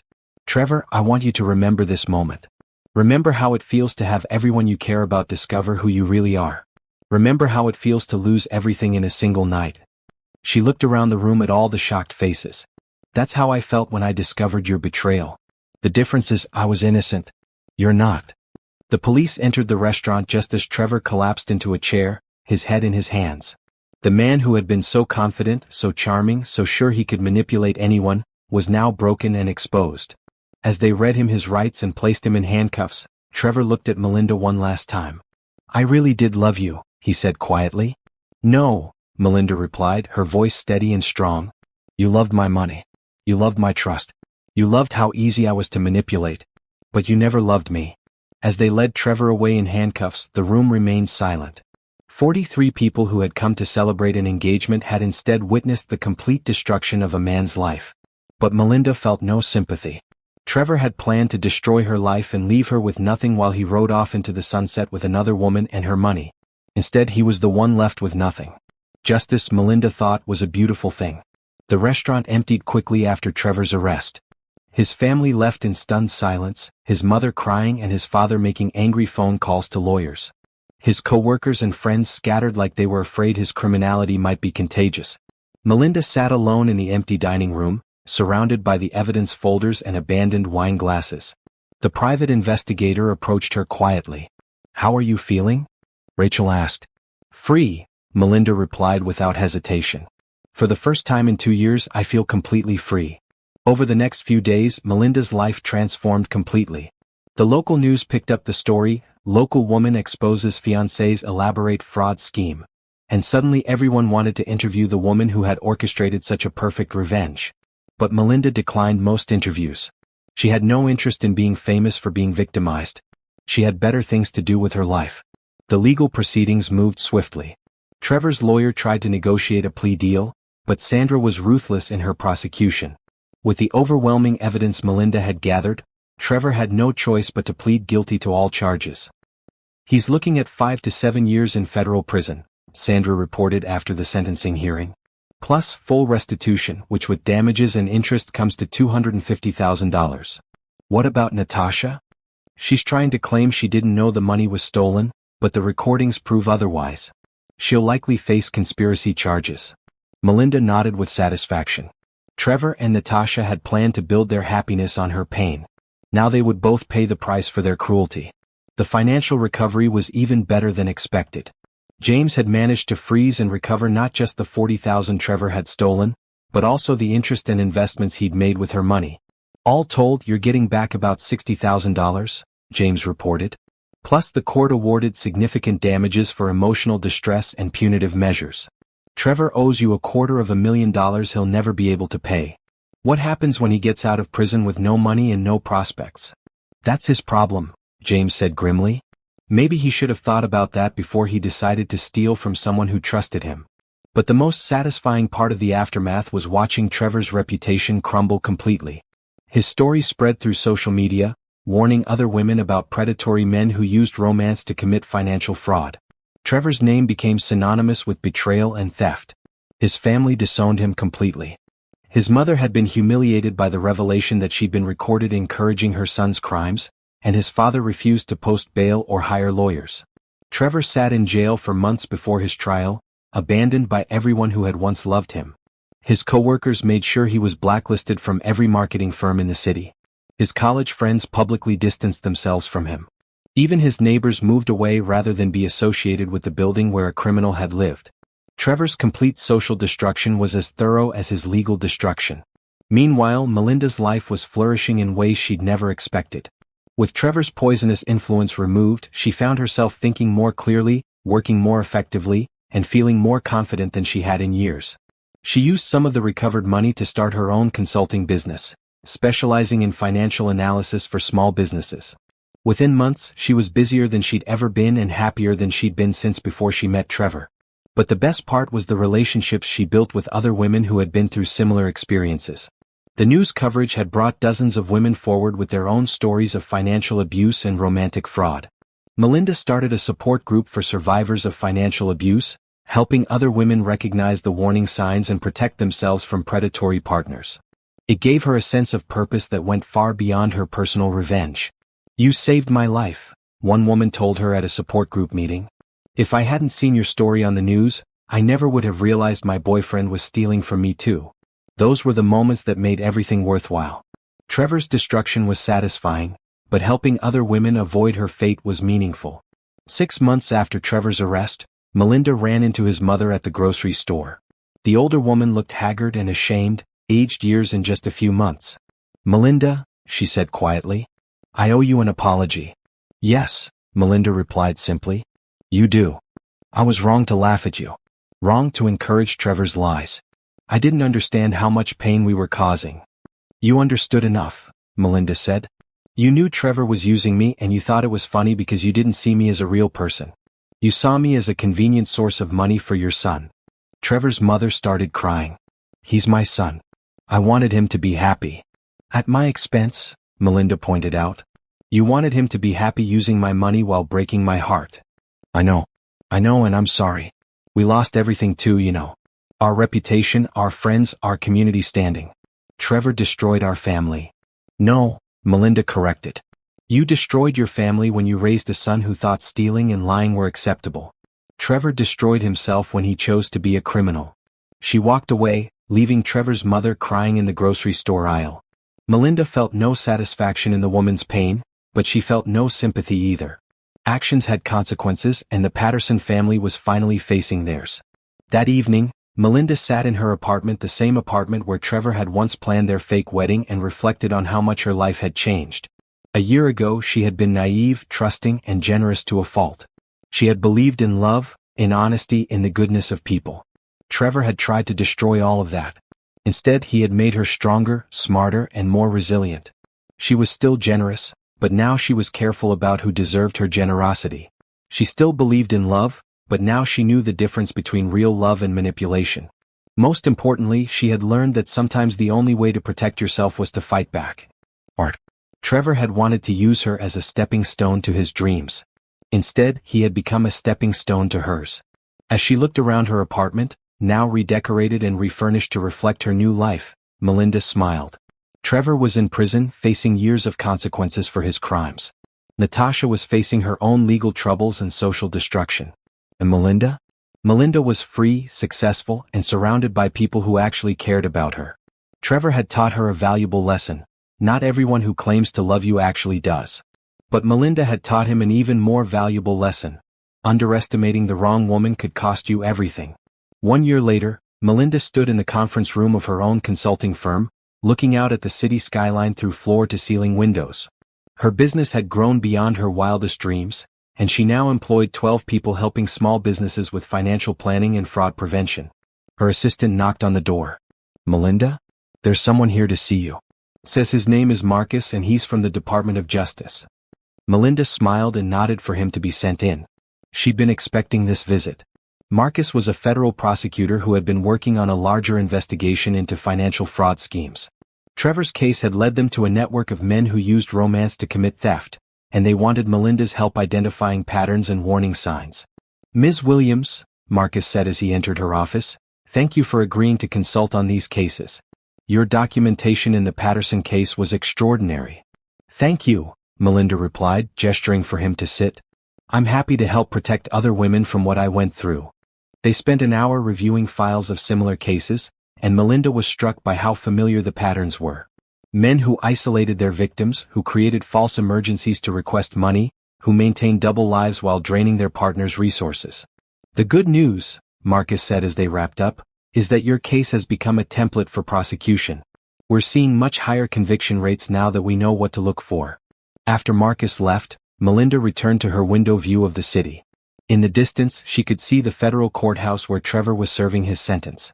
The same building where Natasha had been sentenced to 3 years for conspiracy and fraud. Her phone buzzed with a text from her boyfriend Daniel, a kind and honest man she'd met through her support group work. He was a therapist who specialized in helping fraud victims rebuild their lives, and they'd bonded over their shared commitment to helping others heal from financial abuse. How did the DOJ meeting go? His text read. Very well, she replied. They want me to consult on more cases. I think I'm going to say yes. I'm proud of you, came his immediate response. You've turned your pain into purpose. That evening, Daniel took her to dinner at a small restaurant across town. As they sat together talking about their plans for the weekend, Melinda reflected on how different this relationship was from her time with Trevor. Daniel was transparent about his finances, never asked her for money, and actively encouraged her business success. He supported her work with other fraud victims and celebrated her achievements without trying to take credit. Most importantly, he saw her as a full person rather than a convenient resource. I have something to tell you, Daniel said as they finished their meal. I got a letter from the prison today. Trevor is asking to see me. Melinda looked up sharply. He wants therapy? Apparently. His lawyer thinks it might help with early parole consideration if he can show he's working on his issues. Are you going to see him? Daniel was quiet for a moment. Only if you're okay with it. I wouldn't want to do anything that might upset you. This was another difference between Daniel and Trevor. Daniel considered her feelings and asked for her opinion rather than making unilateral decisions and expecting her to go along with them. I think you should see him, Melinda said finally. Not for his sake but for your research. Understanding how men like Trevor think could help you help other victims. Daniel smiled and reached across the table to squeeze her hand. You never stop thinking about helping others, do you? I learned something important from what Trevor did to me, Melinda replied. Bad things happen to good people, but good people don't have to let bad things destroy them. We can choose to use our experiences to help others. A week later, Daniel came back from his session with Trevor with disturbing but not surprising news. He still doesn't think he did anything really wrong, Daniel reported. He keeps saying it was just relationship drama that got blown out of proportion. He thinks you were vindictive for pressing charges. Of course he does, Melinda said without surprise. Men like Trevor never accept responsibility for their actions. They always find a way to make themselves the victim. He asked about you, Daniel continued. Wanted to know if you were happy if you'd moved on. I think he was hoping to hear that you were miserable without him. What did you tell him? The truth. That you're successful, happy, and helping other women avoid men like him. He didn't like that at all. Melinda wasn't surprised. Trevor's ego couldn't handle the idea that she had thrived without him while he had lost everything. The narrative he'd constructed in his mind probably cast him as the wronged party and her as the crazy ex who had overreacted. But Melinda didn't care what Trevor thought anymore. His opinion had no power over her life. What mattered was the letter she received that same week from a woman named Sarah who had attended one of her support group meetings. Dear Melinda, the letter read, I wanted you to know that your story saved me from a man who was stealing from me exactly the way Trevor stole from you. When I heard you speak about the warning signs, I realized my boyfriend was following the same playbook. I confronted him with evidence, and he confessed to taking almost $20,000 from me over 8 months. Because of your advice, I was able to recover most of the money and get him prosecuted. He's now in jail and I'm rebuilding my life. Thank you for turning your pain into protection for other women. Letters like Sarah's arrived regularly now. Women who had recognized predatory patterns because of Melinda's story. Women who had found the courage to fight back because they'd seen her do it successfully. Women who had avoided financial abuse entirely because they'd learned the warning signs. Each letter was a victory that went far beyond her personal revenge against Trevor. On the 1-year anniversary of Trevor's arrest, Melinda threw a party not to celebrate his destruction, but to celebrate her new life. Her employees, her support group members, Daniel and several other friends gathered in her apartment to toast her success and resilience. A year ago, Melinda said, raising her glass to the room, I thought my life was over. I thought losing Trevor meant losing everything that mattered. But I learned something important. When someone tries to destroy you, the best revenge is building a life so good that their opinion becomes irrelevant. The room erupted in applause and cheers. Later that evening, after everyone had gone home, Melinda and Daniel sat on her balcony looking out at the city lights. "Do you ever regret how you handled things with Trevor?" Daniel asked. "Some people might say you were too harsh." Melinda considered the question seriously. "No," she said finally. "Trevor spent 2 years planning to destroy my life and steal my future. He got exactly what he deserved. And because I fought back, other women have been protected from men like him." "No regrets at all?" "Only one," Melinda said with a smile. "I regret that it took me so long to realize how much better my life could be without him." As she sat there with a man who actually loved and respected her, surrounded by the success she'd built from the ashes of Trevor's betrayal, Melinda felt a deep satisfaction that had nothing to do with revenge. Trevor had wanted to use her as a stepping stone to happiness with another woman. Instead, she had used his betrayal as a stepping stone to a happiness he could never have imagined or stolen. He was in prison, disowned by his family, abandoned by his friends, and facing years of consequences for his crimes. She was free, successful, loved, and using her experience to protect other women. In the end, the walking ATM had dispensed the most expensive lesson of Trevor's life. Some women fight back, and when they do, they don't just win. They dominate.